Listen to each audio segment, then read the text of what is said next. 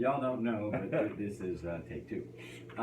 Okay, Rod, in class, I've been talking to the students through our readings, through lectures, about social identity theory. And now we're going to take and turn it to our broadcasting talk. And so, social identity theory says that we draw a certain amount of identity from our social groups.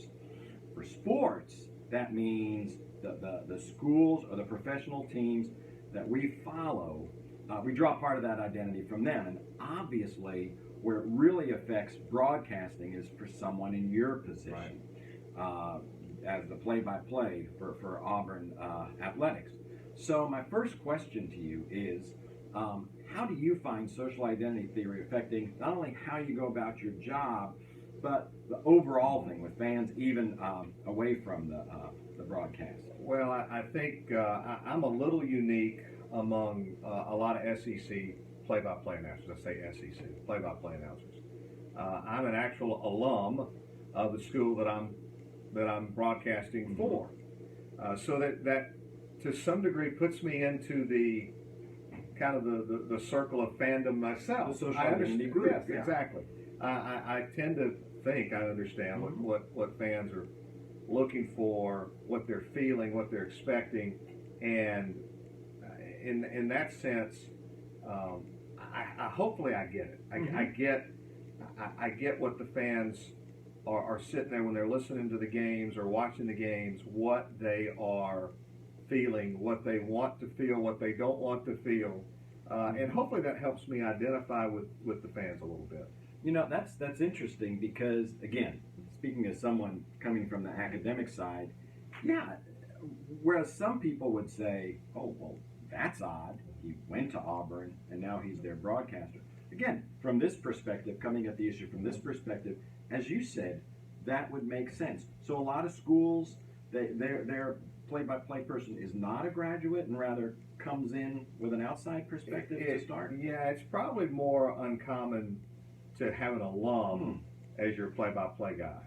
I'm trying to think in the SEC, for example, it's me. I believe Bob Kessling at Tennessee went to Tennessee and graduated from Tennessee. Mississippi State's play-by-play guy. There are probably a handful of us, I think, that actually attended that school and now are the play-by-play announcers or lead announcers for their athletic program. So it is a little bit uncommon, and what that does, and I think, is, as Auburn's play-by-play announcer, the majority of the people who are listening, really aren't interested in me being the middle of the road. Right. They want to know, and I truly believe this, particularly in the Southeast, and particularly football. They want to feel like the guy they're listening to is living and dying with every play just like they are.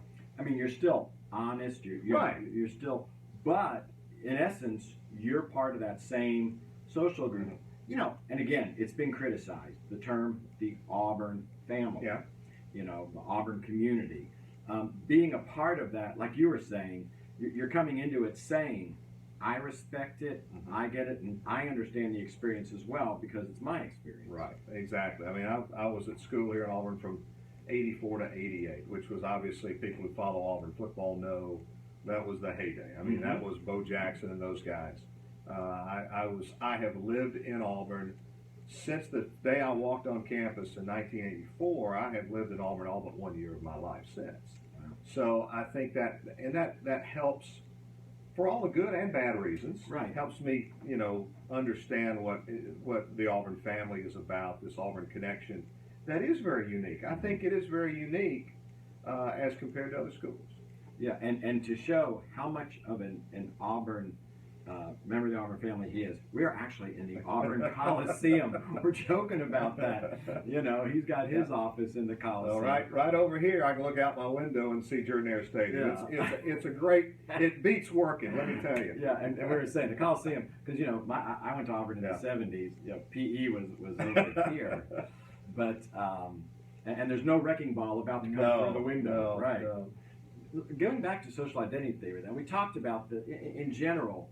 Is the other side of it too because we always also talk about the responsibility of the media, to also keep it in some kind of balance Yes. for yourself, Mm-hmm. and then extending that to the fans. So, I'm not always successful at doing that, but I think it's important for not only me, but our entire broadcast crew, because it's just not me. It's the color analyst, it's the sideline reporter, it's our studio host. We're all professionals in what we do, and I think it's important in whatever your profession is.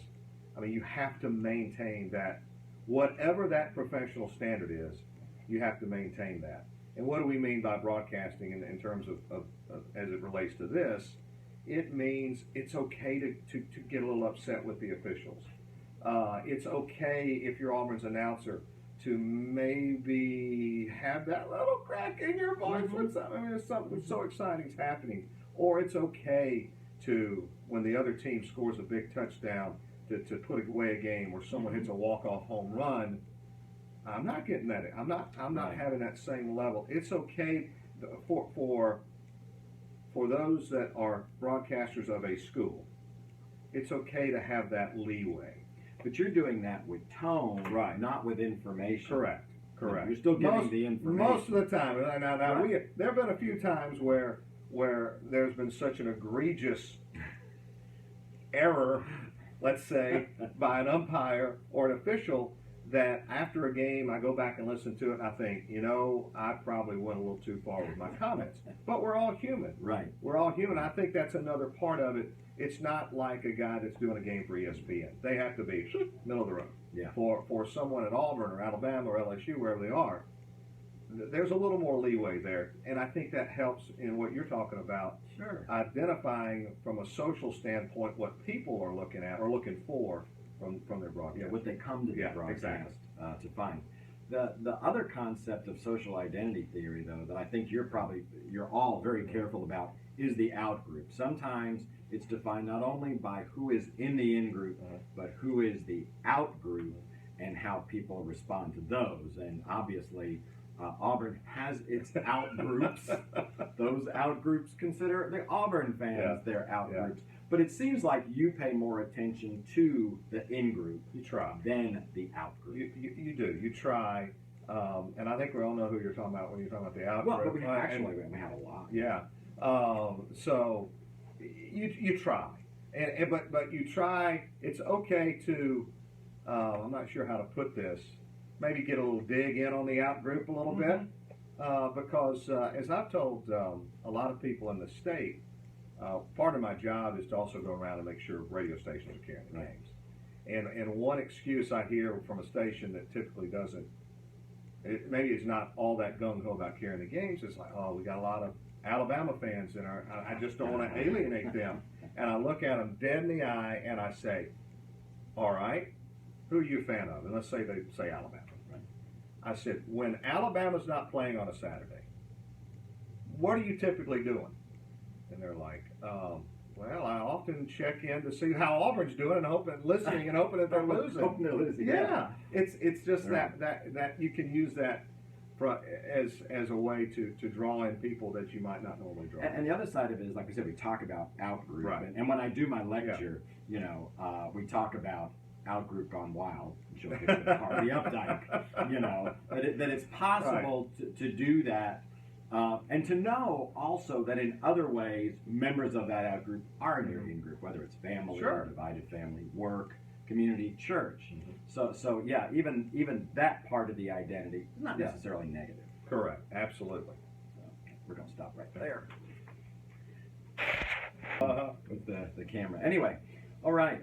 Continuing with Rob Bramblett, and now we're going to take social identity theory. We're going to go to a couple of things I always like to share with my students.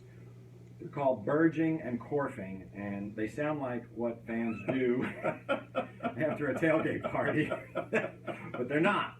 BIRG-ing stands for basking in reflected glory, where fans take on a certain joy when the team wins, more likely to wear their regalia, and then cutting off reflected failure is CORF-ing, which doesn't so much mean that you then take it on, but you find ways to put it off. And it's part of what fans, part of their investment, social investment, identity investment in the game. And so, starting from that concept, obviously, probably with you, and it always comes back to this, is the kick six, the ultimate BIRG-ing moment. And I guess for you, not only what it means to you and your career, but also what it meant to the Auburn community, and you're being a part of that moment. It's probably like BIRG-ing on steroids. So is that kind of part of the joy of what you do, is being a part of a moment like that? How have you seen that reflected? That moment will never be repeated. I don't see how. I just don't see how. And that moment, that's a good way to put it. It's like all those moments on steroids. It just never will be topped, and it is the exact reason I got into this business. Mm-hmm. It's the exact reason I do what I do for my alma mater. And you look back, and a great, to give you an idea of what it meant to not only we were talking about the out groups and the the in group, not only to the in group of Auburn fans, but I think what made that moment so special is that it had such a positive impact on the out groups. And obviously I'm not talking about the one out group that was on the losing end, but you look at online today, you go to that highlight on the official Auburn Athletics page, and there are over 3 million views of that play and the radio call from our crew.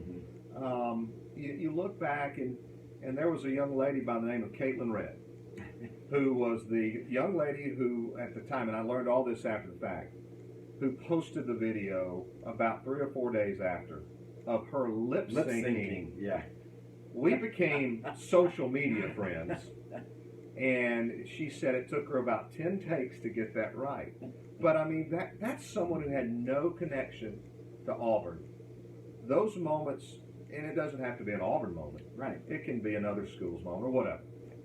They have a way of bringing in people who all of a sudden, from a social standpoint, I start to identify with Auburn because that moment made them feel so good. And then to know what that moment meant. I mean, like, I was in the end zone, and Chris Davis drawing choice. I was not thinking, wow, this is going to help the social identity of the Auburn in group. I was like, I was actually in shock. Like, it's coming this way. But to know, in essence, what, like I said, there's really something to be said, what it meant to the Auburn identity of the time. And you think about before and after, and there were, even the fact that other people bring it in kind of shows. And again, not only what you came to for a broadcaster, but to be identified with that moment and what it means to the Auburn community has to be. Right. And that moment, people have listened to it and have asked me, how do you practice for something like that? And it's just like, there's no way to practice. You go out, you do your job every weekend. You hope your preparation for that game has got you to a point where you don't just slobber all over yourself. But it does, and it makes me feel proud as a broadcaster because of what that moment meant to college football, college athletics. Oh man! But then you take it to another level where it's a little more closer to the heart for me, and I'm just thankful I didn't screw it up. I mean, I had no idea what I said. That's the honest to God truth. But you're right. That's a moment. I mean, I want people who are watching this that watch that moment, that watch that play, think back to what that made you feel like. Not only that night, but even since. I have people that come up and tell me all the time, they still, if they're having a bad day, they'll go online and watch that play. Or someone will pop it on Twitter and you're like, yes. Well, and it's interesting because, like, I know for me, one of the things that surprisingly affected me was the videos of people at home watching it. It's my favorite. And at parties and different things and hugging at bars.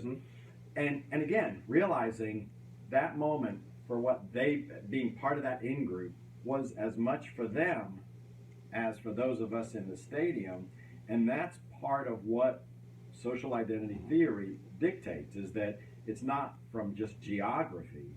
It's that sense of shared thing. I loved watching those. Yeah, absolutely. And, it's, and it goes hand in hand. I mean, you have the bad moments too, the heartbreaking moments. Yeah, I know. We can talk about, cutting off reflected failure. We've had in fact, the previous season was probably failure on steroids with the struggle week to week. So again, you talk about being a professional.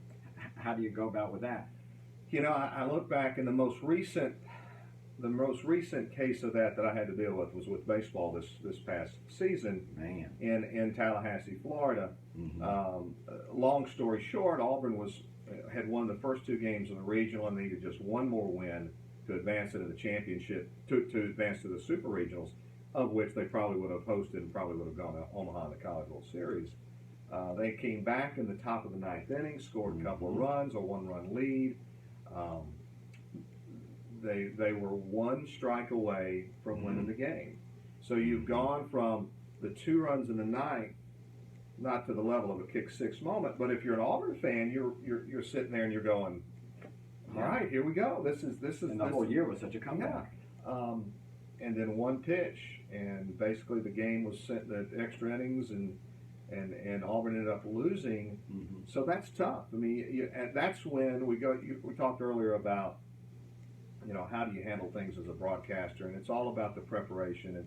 And for someone like me, as easy as it is most times to deliver the good news, because I feel like I'm vested. I am vested as much as any Auburn fan. Those moments are tough, because more so in those moments you have to be. You can't just. I don't know what the word I'm thinking of here, but you can't be just so negative and so, or just turn off. Just like I'm done. That's it. You have to keep going. So you just that's when the preparation kicks in and the training kicks in, and you're like, all right, this is not good. You're not getting excited. This is wonderful for Florida State, but your audience doesn't want to hear you get excited about Florida State, nor do I want to get excited. So you have to keep it. You do have to keep it more middle of the road, and understand. And as a broadcaster, once you're off the air, a broadcaster that went to the school, you handle it in different ways. Right. There's some games where, in my 25 years of doing baseball now, that I've gone back and sat in the car with my broadcast partner Andy Burcham, and we may have let off a string of expletives just to get it out of our system. Right. That particular night, it was almost like, wow, this team has done so many amazing things.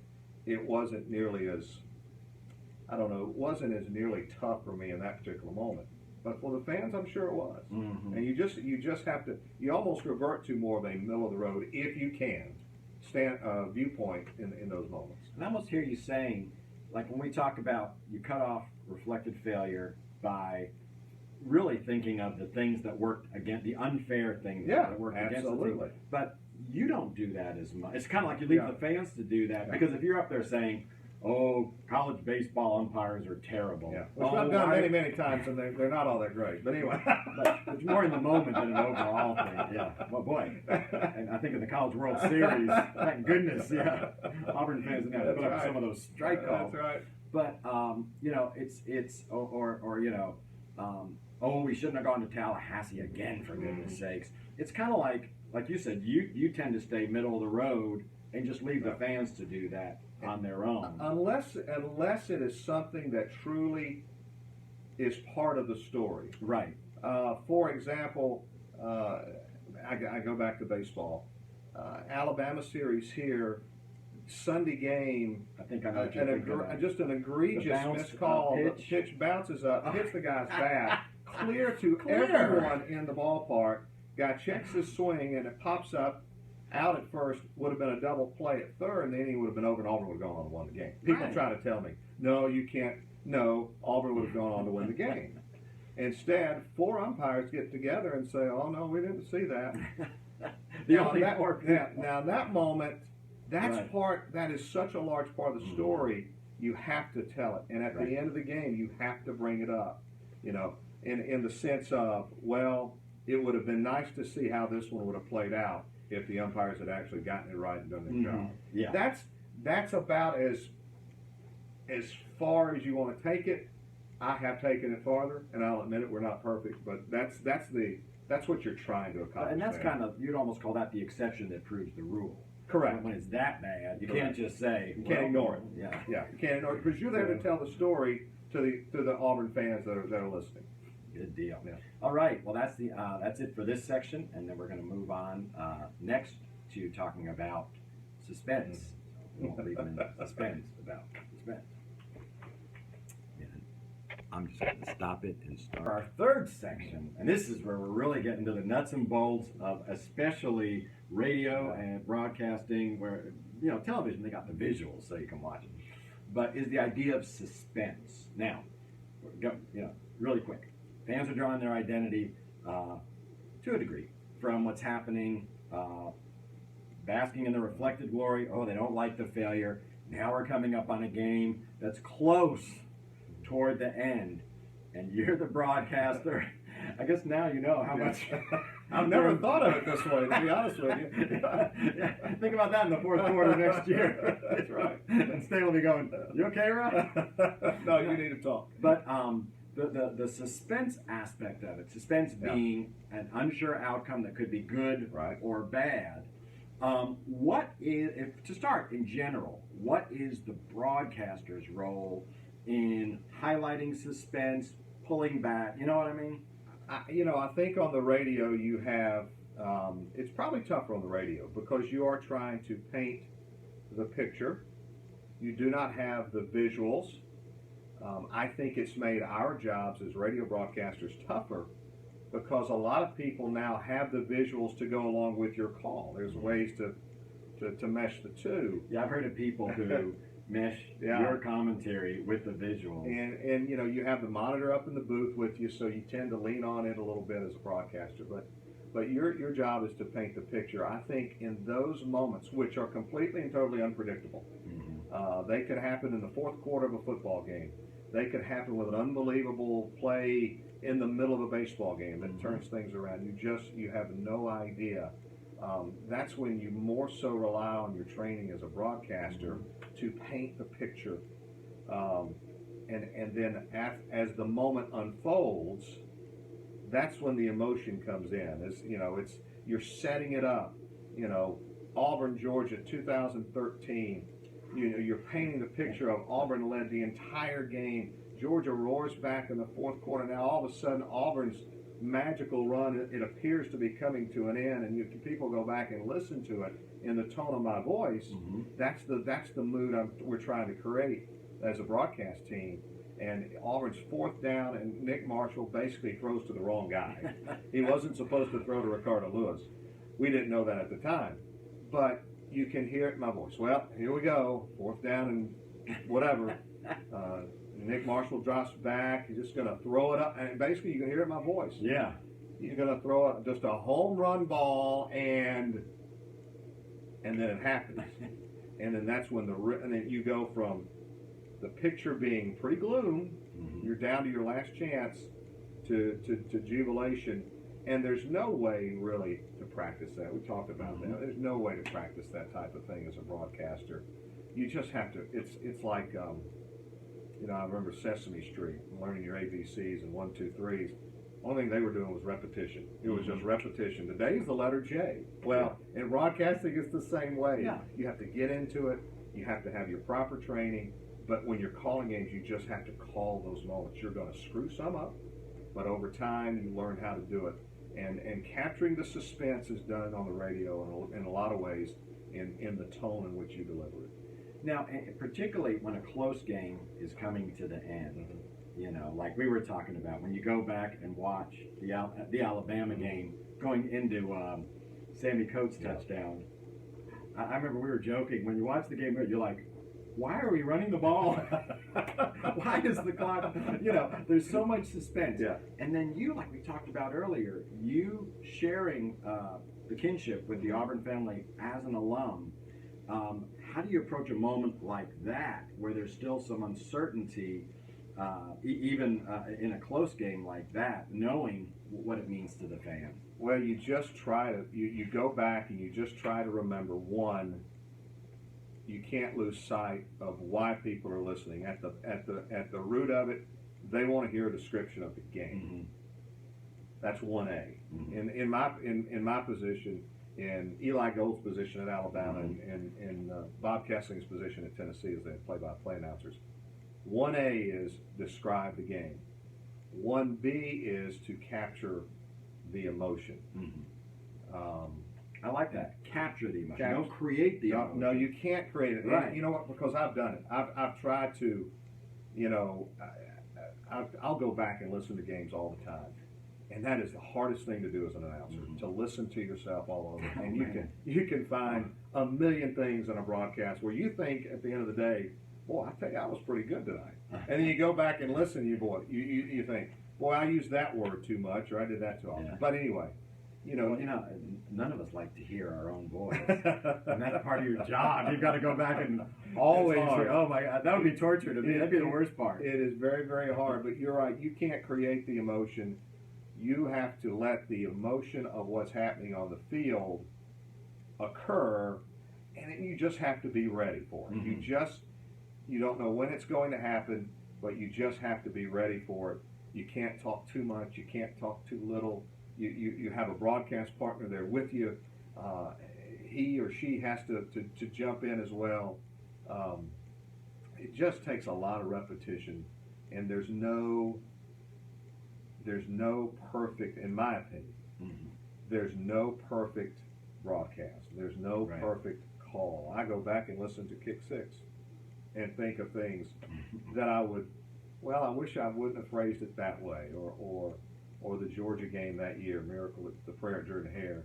There are a lot of things about that call. I'll go back and go, boy, that's not one of my favorite calls. It's just Yeah, it should have been a little more. It's just even natural. keel. It's just natural to Mm-hmm. to go back and do that. Well, would it surprise? I didn't mention this in the preparation. Would it surprise you to know that the fan basically says, "I hate close games." Suspense actually increases enjoyment of the game across all. Well, it used to be. This is going to be hard to say. Used to be women did not like suspense in games like years ago. Now that they're on board, the research showed that. Now it shows that that suspense across the board increases enjoyment of the game rather than decreases. Although I think we all agree we enjoyed Arkansas last year, but still, that sense, because that's what sport is all about. Like you were saying, that's another reason why you got involved. You know, we talk about suspense here, and you think of suspense as that moment that wins or loses a game. You know, there's suspense leading up to a game. Mm-hmm. For football, I take a lot of pride in, we call it the tease. And it's something that I take a lot of pride in every week, football season. It's about a minute to a minute and a half long, comes up about 15 minutes before kick, and it's called the tease. Some people call it a scene setter. I always want to build suspense. Mm-hmm. If you're listening and you are so ramped up for kickoff, and now here we go, we're about to do this, and you hear, a minute and a half, just, some people call it rambling, but I like but it does. It sets up, what does this game mean? Who does it mean most to?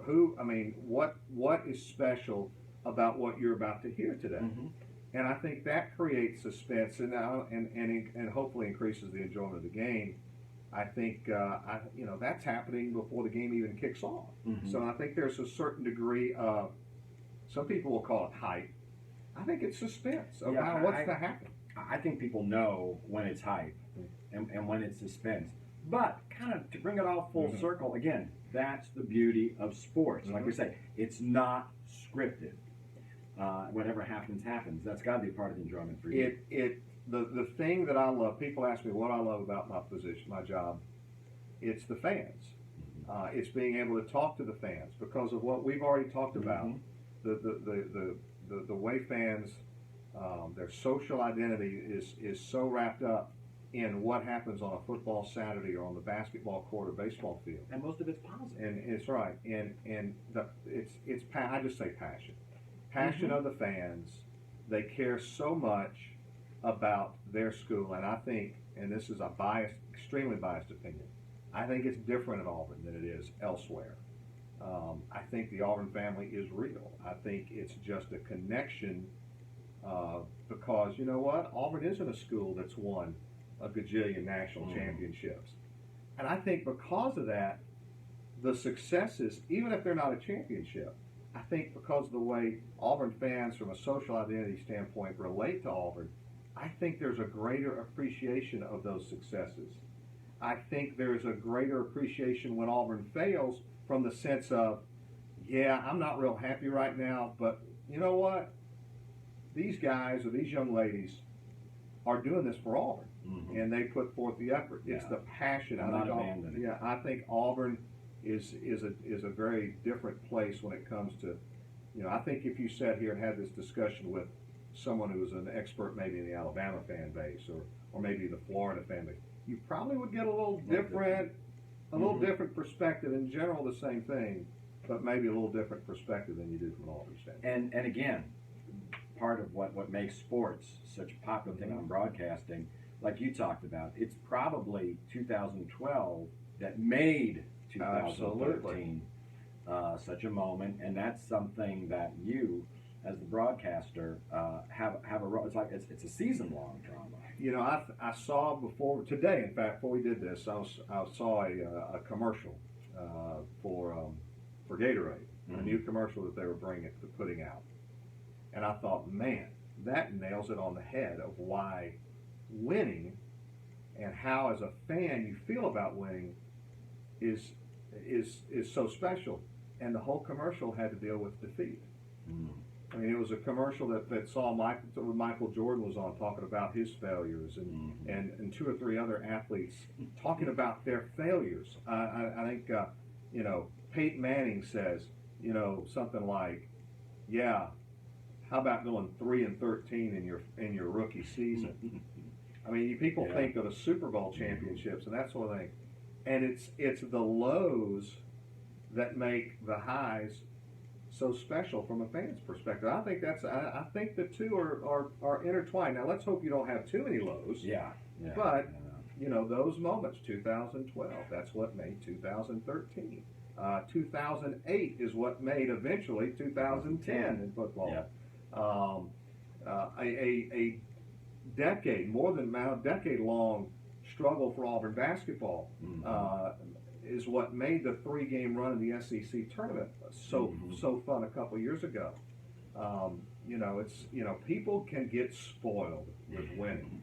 I wouldn't mind knowing what that's like every once in a while, but it's an old cliche. You have to get up you have to be knocked down to get up. Right. And I think that's true. I think that's what also strengthens and makes and helps the social identity that people have. I think that's one of the reasons it's such a great focus. So I do thank you for taking the time with my students and to record this. Like I said, putting this on YouTube as well, see kind of a different angle on what you do. And I guess we'll look forward